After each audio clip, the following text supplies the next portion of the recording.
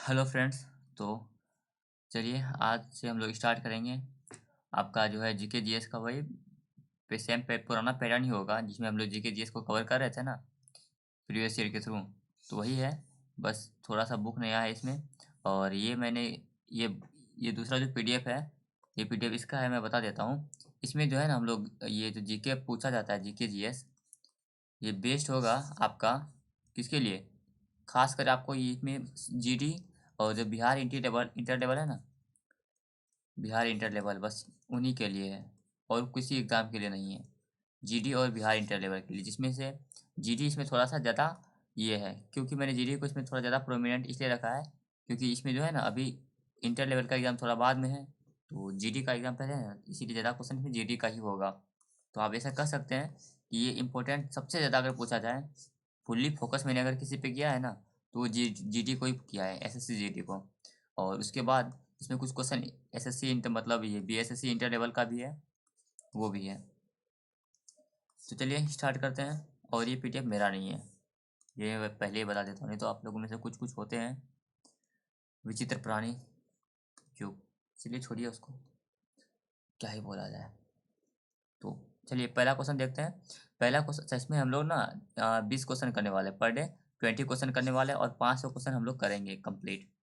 और बस इतना कर लो, इतना तो मैं कंफर्म कह सकता हूँ, 100% राइटिंग में दे सकता हूँ कि अगर इतना कर लिया आप लोगों ने, और करने से सेंस ये है कि आपको रिवाइज भी होना चाहिए।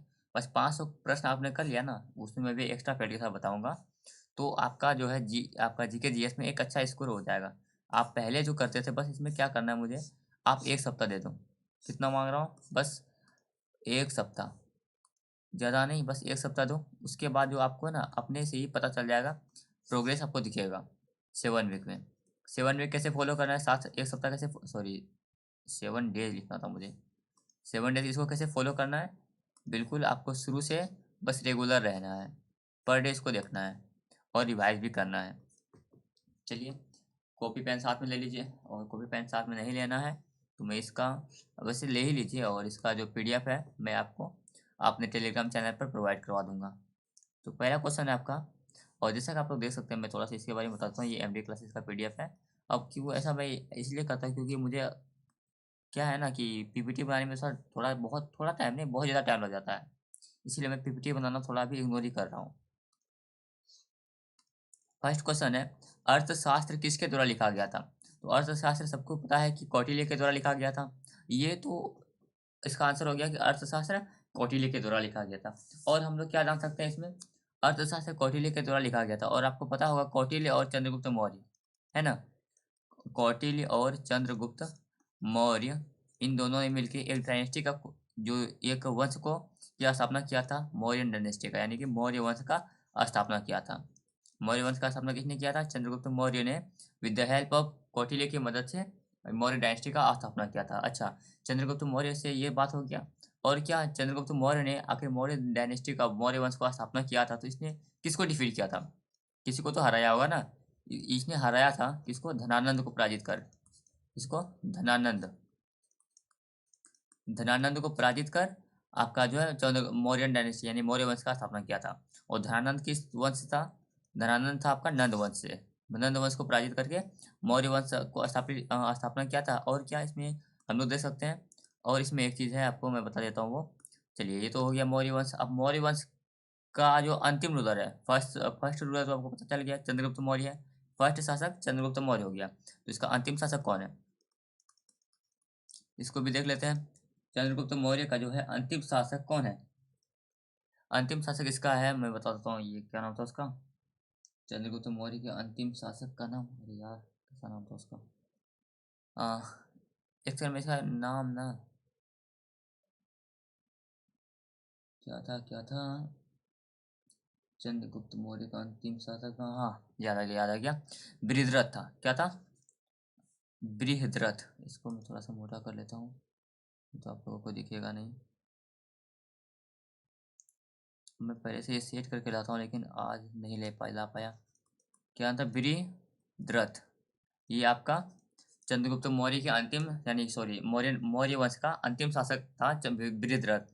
और मौर्य वंश को हरा कर, पराजित कर कौन सा नया वंश बना था? इसको हरा कर, देखिए आपका नंद वंश को हरा कर मौर्य वंश बना, और मौर्य वंश के बाद मौर्य वंश को पराजित कर कौन सा वंश का स्थापना किया गया था? तो शुंग वंश, शुंग वंश बनाया गया था। और आपका जो है वृषध्वज को हराया किसने था? तो वृषध्वज को हराया था आपका पुष्यमित्र शुंग ने। किसने? पुष्यमित्र शुंग ने, पुष्यमित्र शुंग ने। चलिए, तो ये सब आपको यहाँ पे आई होप कि आप लोगों ने नोट कर लिया होगा। इसको मैं इरेज करता हूँ, नहीं तो फिर लिखने में दिक्कत हो जाएगा। तो इस तरह हम लोग देखा, आप लोगों ने इतना हम लोग डिटेल में इसको पढ़ेंगे, जिससे क्या होगा आपका जो है बहुत कुछ कवर हो जाएगा इसमें। अगला क्वेश्चन देखते हैं।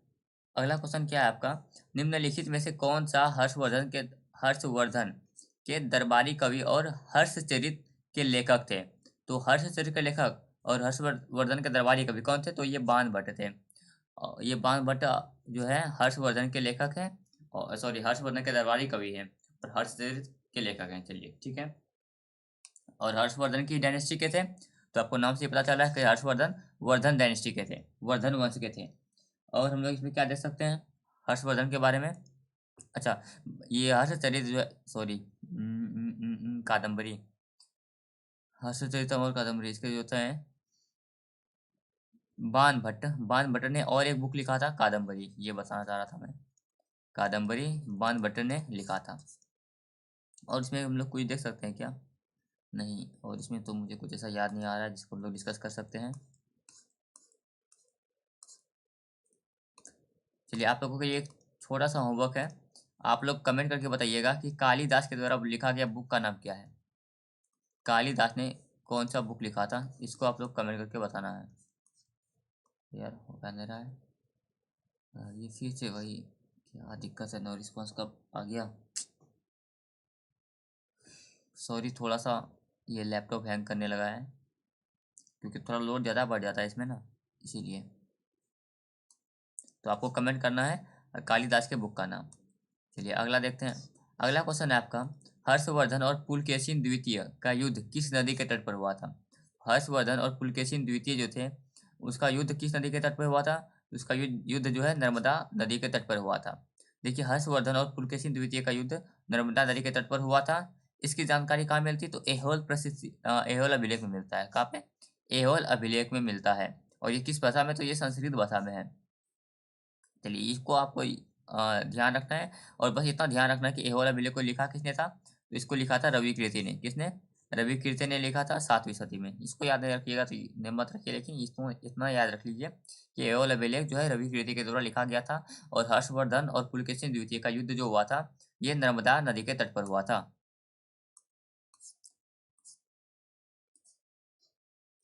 चलिए,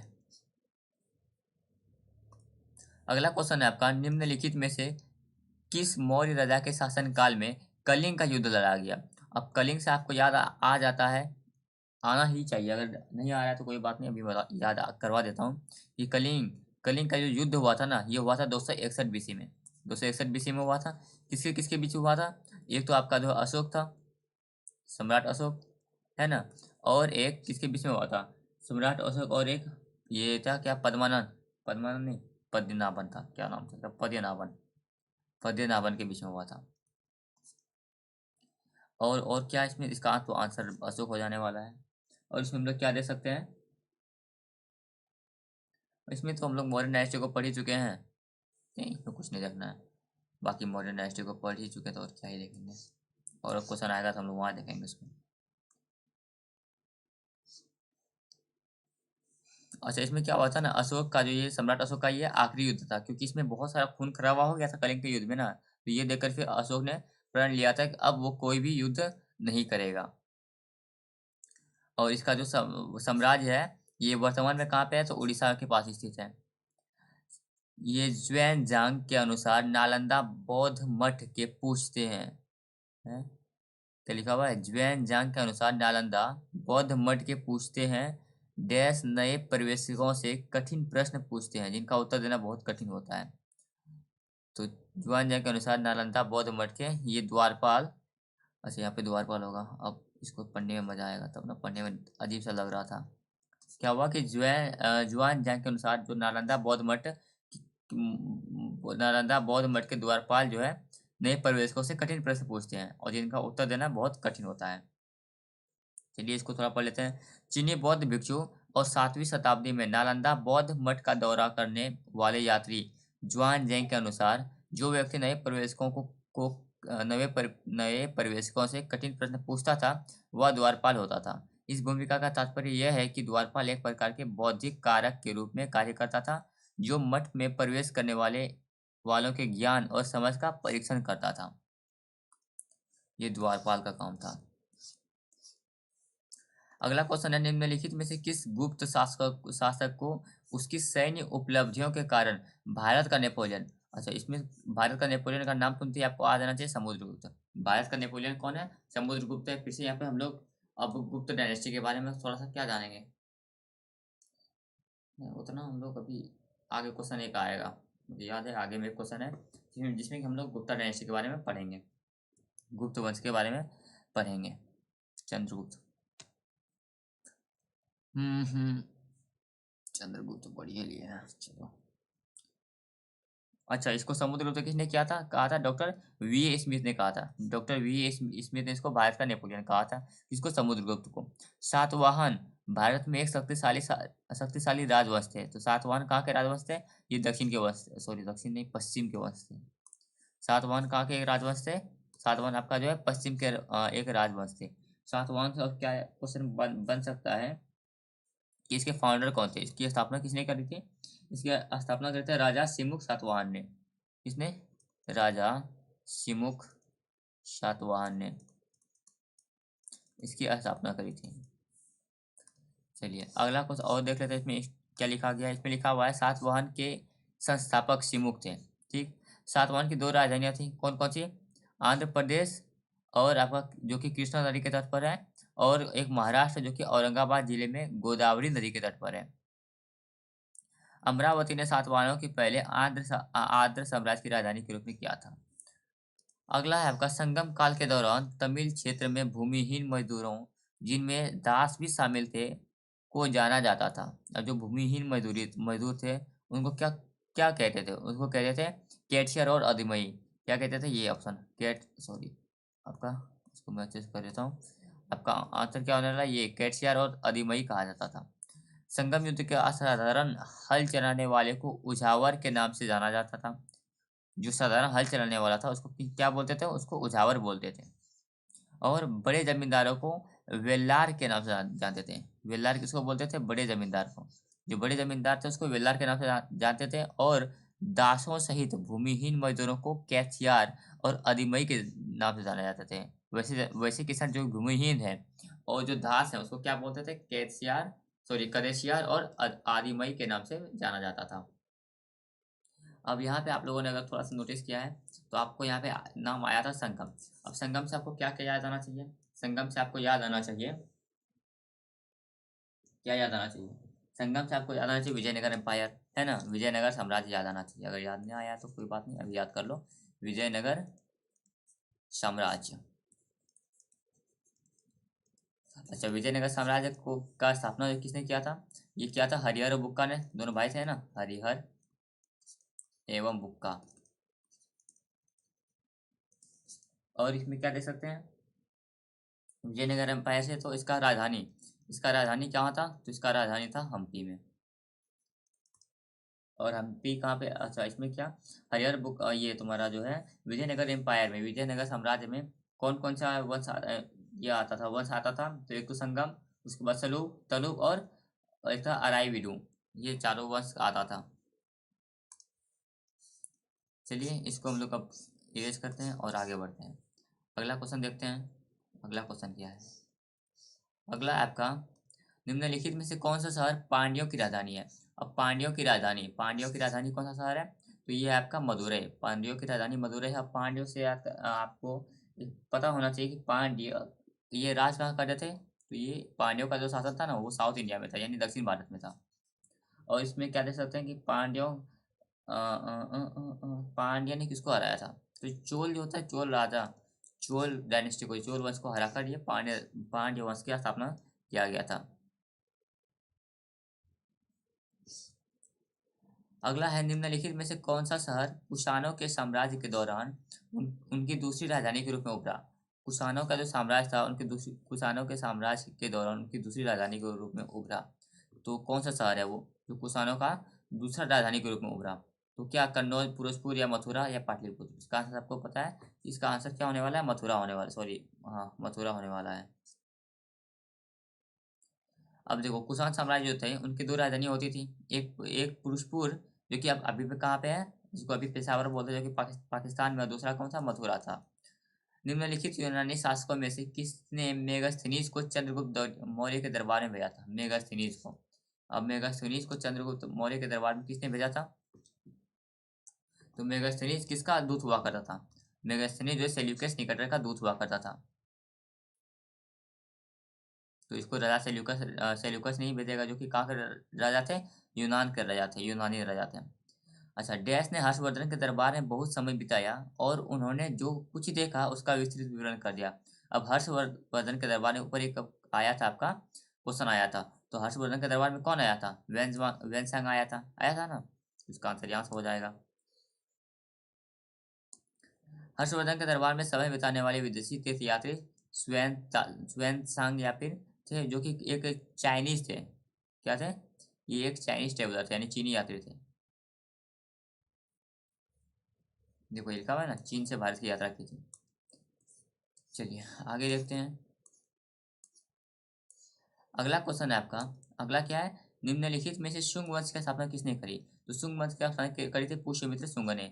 शुंग वंश की स्थापना किसने करी थी, पुष्यमित्र की, सॉरी, पुष्यमित्र शुंग ने। और शुंग वंशी पुष्यमित्र अंतिम मौर्य सम्राट के बृहद के सेनापति थे। अगला देखते हैं यहाँ पे, देखो शुंग वंशी पुष्यमित्र अंतिम मौर्य सम्राट बृहद्रथ मौर्य के सेनापति थे। बृहद्रथ के सेनापति कौन थे, बृहद्रथ के सेना मौर्य सम्राट में बृहद्रथ जो है ना, उसके सेनापति थे शुंगवंश। आपको मैंने यहाँ पे शुरू में बताया था, जब मैंने मौर्य न्याय से पढ़ा था ना वहाँ पे ऊपर में, तो वहाँ मैंने आपको बता दिया था ये इसको, इसलिए इसको यहाँ पे उतना नहीं बोल, इसमें मतलब उतना हम लोग ये नहीं करते हैं। अगला, चूंकि मौर्य साम्राज्य इतना बड़ा था इसीलिए इसे अलग अलग हिस्सों पर अलग अलग शासन किया जाता था। देश के आसपास के इलाकों पर सम्राट का सीधा नियंत्रण था। किसके आसपास के इलाकों पर, तो पाटलिपुत्र जो थे, वर्तमान जिसको पटना बोलते हैं, इसके आसपास के जितना भी इलाका था वहाँ पे मौर्य साम्राज्य का सीधा सीधा नियंत्रण था। अब देखो इसका ये देख लेते हैं, क्योंकि साम्राज्य इतना बड़ा था इसलिए अलग अलग हिस्सों पर अलग अलग शासन किया जाता था। लेकिन जो पाटलिपुत्र का जो हिस्सा था ना, उस पर डायरेक्ट तुम्हारा जो है सम्राट का ही नियंत्रण था। इसका मतलब क्या हुआ, इसका मतलब हुआ कि क्षेत्र के गांवों और कस्बों में रहने वाले किसानों, चरवाहों, शिल्पकारों और व्यापारियों से कर इकट्ठा करने के लिए अधिकारियों को नियुक्त किया गया था। अगला है आपका, रवि कृति ने निम्नलिखित में से किस चालुक्य शासक की प्रशस्ति की रचना करी है। तो रवि कृति ने आपका, क्या वो क्वेश्चन पीछे में पढ़ लेता हूँ। रवि कृति ने निम्नलिखित में से किस चालुक्य शासक की प्रशस्ति की रचना की थी। तो रवि कृति ने रवि कृति जो है इसने रचना करी थी, इसका पुलकेशिन द्वितीय जो थे सात चालुक्य शासक थे, उसमें रवि कृति ने इसका ये किया है। ये पढ़ते हैं इसको। सबसे प्रसिद्ध चालुक्य राजा पुलकेशिन द्वितीय थे। हमें उनके बारे में उनके दरबारी कवि रविकृति द्वारा रचित एक प्रशस्ति से पता चलता है। रविकृति के अनुसार पुलकेशिन द्वितीय ने पश्चिम और पूर्वी दोनों तटों पर अभियानों का नेतृत्व किया। पुलकेशिन ने कांचीपुरम की दीवारों के पीछे आश्रय लेने वाले पल्लव राजा पर भी हमला किया। अगला क्वेश्चन है, ऋग्वेदों में सूक्तों की संख्या कितनी है। तो ऋग्वेदों में कितने सूक्त हैं, ये तो सबको पता है, 1028 सूक्त हैं, जिसको हाइम बोलते हैं इंग्लिश में। ऋग्वेद में 1028 सूक्त हैं, जिन्हें 10 पाठों में संगठित किया गया है, जिन्हें मंडल कहा जाता है। जितने भी पाठ हैं तो उसको मंडल बोलते हैं। तो इस तरह के क्वेश्चन आ सकता है कि ऋग्वेद में कितने मंडल है। तो ऋग्वेद में कितने मंडल है, 10 मंडल है। वे वैदिक नाम एक प्राचीन भाषा में रचे गए थे, जो धीरे धीरे लौकिक लौकिक संस्कृति में विकास होती गई। प्रत्येक मंडल में अलग अलग छंद में बुद्ध सूक्त हैं। ऋग्वेद 4 वेदों से प्राचीनतम और हिंदू परंपरा का सबसे महत्वपूर्ण ग्रंथ है। क्वेश्चन पूछ लेगा कि सबसे प्राचीनतम, सबसे पुराना वेद कौन सा है, तो वो ऋग्वेद ही है, सबसे पुराना, ओल्डेस्ट है। 4 वेद होता है, कौन कौन सा, ऋग्वेद, यजुर्वेद और अथर्ववेद, और कौन सा वेद। चलिए ये आप कमेंट करके बताइए, क्या ही कमेंट कीजिएगा, मैं बता देता हूँ, सामवेद।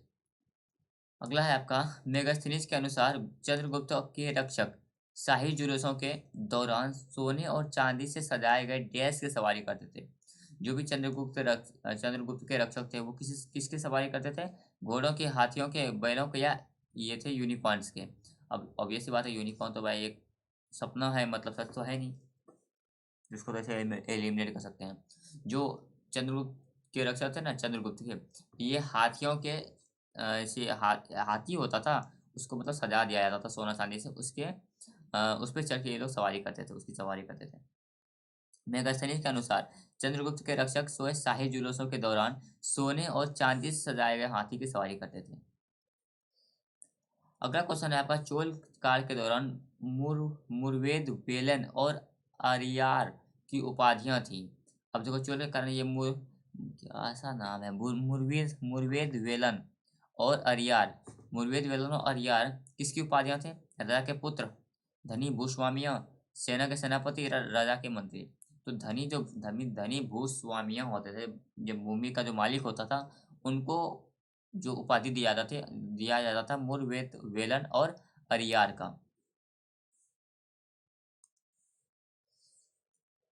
चलिए, अगला है आपका लास्ट लास्ट सजन है ये, निम्नलिखित में से कौन सा मौर्य साम्राज्य का अंतिम राजा था? तो ये इसमें क्या ही पूछ लेता है, ये बार बार देख लेते हैं हम लोग को, इसको तो पढ़िए लिए हैं। अश्वघोष ने जिन्होंने अश्वघोष जिन्होंने बुद्ध चरित्र की रचना करी है, देश के दरबार में थे। अब बुद्ध का चरित्र की रचना किसने करी है? तो अश्वघोष ने करी है। तो अश्वघोष किसके दरबार में थे? क्या वो कनिष्क के दरबार में थे? बिल्कुल कनिष्क के ही दरबार में थे। तो चलिए, यहाँ पे हम लोग इसको स्टॉप करते हैं। आज का क्लास को यहीं पे रोकते हैं। आई होप कि ये पसंद आया होगा। पसंद आया तो आप लोगों से छोटा सा निवेदन है, इस चैनल को लाइक कर दीजिए, इस वीडियो को लाइक कर चैनल को सब्सक्राइब कर दीजिए और दोस्तों के साथ शेयर कर दीजिए। आपका सब्सक्राइब और लाइक करने में कुछ भी नहीं जाता है, लेकिन इससे हम लोगों को थोड़ा सा प्रोत्साहन मिलता है मुझे फिर से एक वीडियो बनाने के लिए। आई होप कि आपको ये वीडियो पसंद आया होगा, और बस इसी तरह फॉलो करते रहिए। आपको जो है जीएस में मार्क्स मार्क्स क्या आपको पता ही चल जाएगा। बस आप इतना मैं आपसे बोल रहा हूँ कि बस एक सप्ताह इसको फॉलो कर लो। एक सप्ताह भाई, रील वील तो देखते ही हो, बस एक सप्ताह फॉलो कर लो। अगर आपको कोई मतलब इम्प्रूव ना नजर आए, इम्प्रूव नजर ना आए, तो क्या कर दो, तब छोड़ देना इसको। छोड़ना क्या आप, अगर इम्प्रूव नजर ना आए ना, मैं चैनल ही डिलीट कर दूंगा बस। इस चैनल पर वीडियो ही डालना बंद कर दूंगा, इम्प्रूव अगर नजर नहीं आया तो। ओके, इसको रखते हैं, ठीक है।